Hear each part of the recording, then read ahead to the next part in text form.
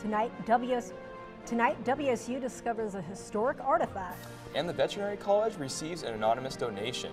Murrow News 8 starts now. From the Northwest Public Broadcasting Studios on the campus of Washington State University, this is Murrow News 8.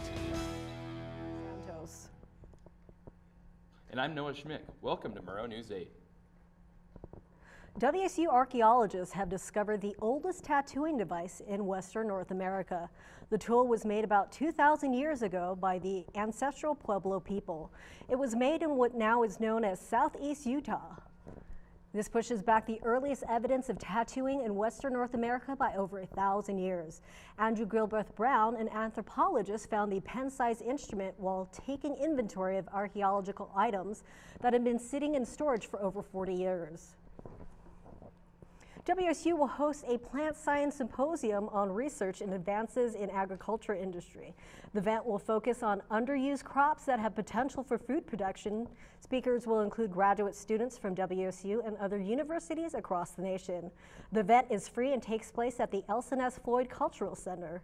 Registration closes on March 1st and held on March 22nd. The WSU Psychology Clinic will begin offering group therapy sessions to treat students with mood disorders. Connie Kursoff, a clinical faculty member, started the group therapy program because she noticed the most common mood disorders she sees on campus are depression and anxiety. The group session will begin in March and will only accept 9 clients. WSU veterinary school students are painting horses for their courses. The College of Veterinary Medicine has been gifted a 3D fiberglass horse. Instructors can project images of a horse's anatomy on the sculpture. This process helps vet students visualize where the organs actually are in a horse. The statue was donated anonymously and costs over $3,000. The Veterinary College has also seen themselves in the middle of a research campaign to further understand elk hoof disease. The WSU's College of Veterinary Medicine has begun research into the continual threat of a spreading disease in elk across the Pacific Northwest. The threat does not affect humans, but may infect livestock. I talked to the college's public information officer, Charles Powell, who said the college is still discovering why bacteria with no oxygen gets into an elk's hoof and infects the inside of the hoof, spreading to the upper leg in a spiral fashion. Powell mentioned the sudden increase in research at WSU is because of over 3 cases of the disease in the inland Northwest for the first time, and continuously monitors how disease will be spread in the labs on campus. Powell said the college was given over $3 million by the state in 2017 to create a vaccine and stop the threat from increasing. So far, they have a facility in the works and are talking with local wildlife agencies and hunters to clean and preserve elk without transporting the disease. When we come back, we discuss what politician is running for president in 2020. And why Washington State is suing President Trump. When Murrow News 8 continues.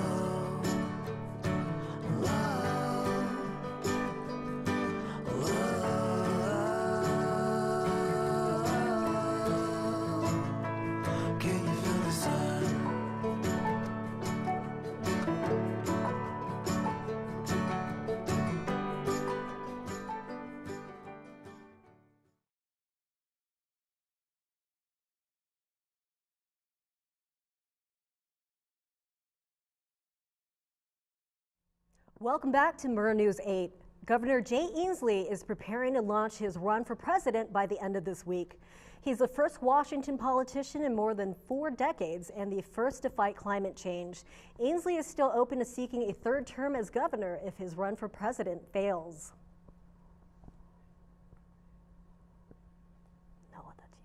President Trump and North Korean leader Kim Jong-un met in Hanoi, Vietnam, with intentions of reaching a denuclearization deal.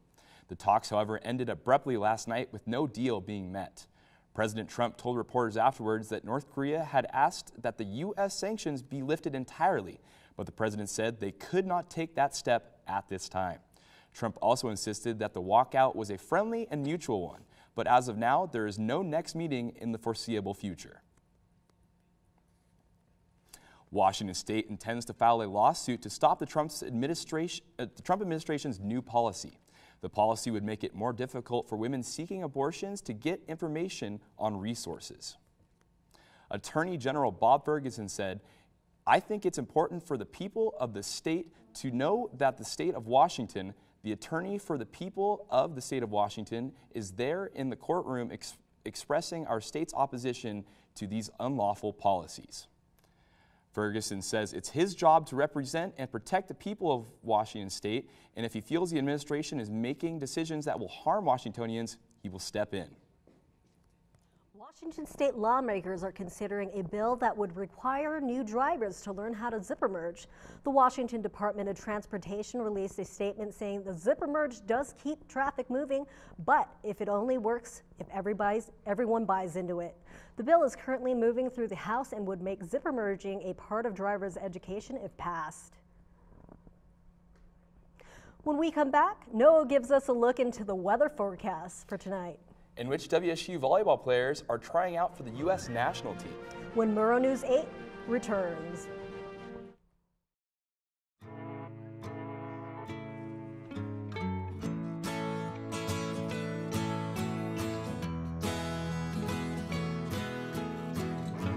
Wake the sun, tell him that I've begun to dream of things to come, and tell the trees not to look for me. I'm going to find some peace of mind. Wake the sun, wake the sun,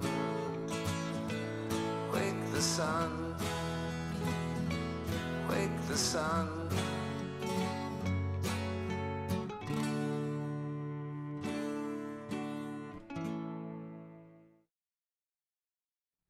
Welcome back. Noah Schmick is over at the Weather Wall. Noah, what do you think we can expect for tonight and as well as the weekend?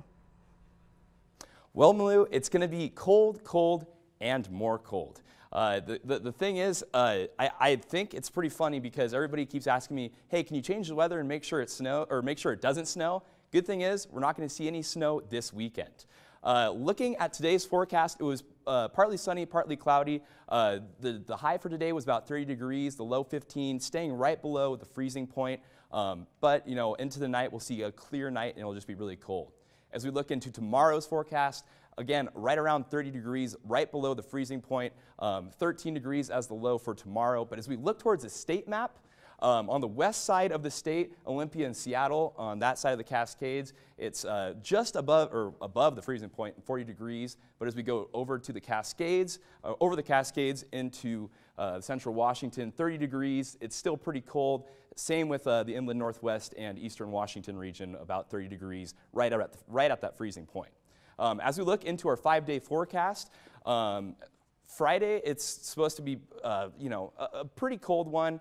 Not too bad though. Saturday and Sunday we'll see it dip even further. It's about 20 degrees, the low about 15 degrees. And then if we go to Monday and Tuesday, it should just start getting a little bit more warm. Malou, back to you at the desk. Thanks so much for the weather update, Noah. Now let's kick it over to Elijah Clayton for your latest sports update. What's going on, buddy? Thanks, Malou. 2 of WSU's volleyball players will join 215 other athletes at the U.S. national team tryouts in Colorado Springs. Setter Ashley Brown and libero Alexis DeRiggi will compete with players from 88 other colleges for roster spots. DeRiggi earned a spot on the U.S. collegiate national team in Europe Tour roster last year. She competed in the European Global Challenge in Croatia. Brown also earned a spot on the collegiate national team in Detroit. USA Volleyball will announce the selections by the end of March. The Cougar swim team competed in the first day of Pac-12 championships last night in Federal Way, Washington. The Cougs landed a season best time and 8th place finish in the 200-meter Melody relay. The 800-meter free relay team also reached their best mark of the season. The Cougs are currently competing in day 2 of the championships, with the 200-meter free relay beginning at 6 tonight. The WSU baseball team dominated Nevada 16-2 today.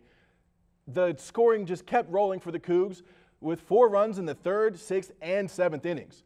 This moves their record to 3-6, and they will take on Nevada again tomorrow afternoon.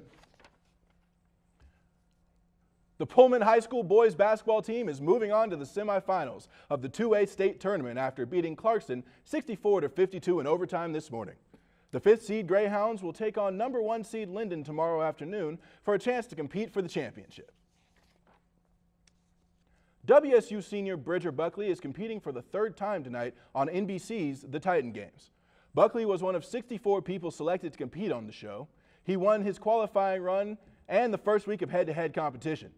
This Coot success is made more incredible by the fact that he has fought his way back after fracturing his neck in a bike accident his sophomore year. You can watch him compete tonight at 8 p.m. Pacific on NBC. Coming up, how bus routes will change during spring break. And what art concert starts tonight? When Murrow News 8 returns.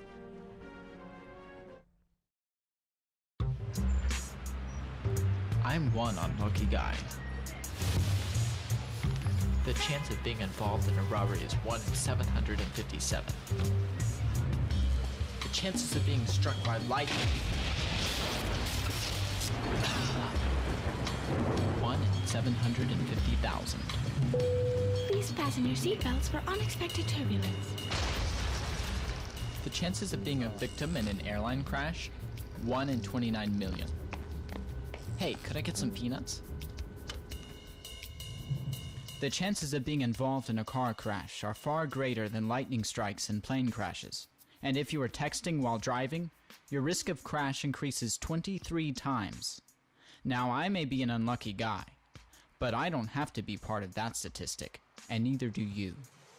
Drive responsibly.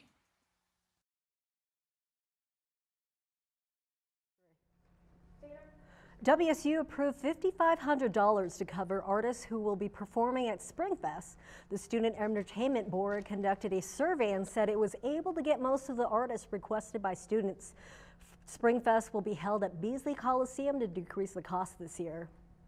The WSU Festival of Contemporary Art Music starts tonight at 8 p.m. The performance features James Stevenson's The Devil's Tale. You can watch the concert at Bryan Hall Theater, and admission is free. Pullman Transit announced their services will be reduced during spring break starting on March 9th. Pullman Transit Operations Supervisor Brad Rader said students who stay in Pullman over the break will have to wait for a Community Gray Express bus every 35 minutes. Rader also said the service bus loops, the Loop, the Paradise, the Blue, and Silver will continue to run.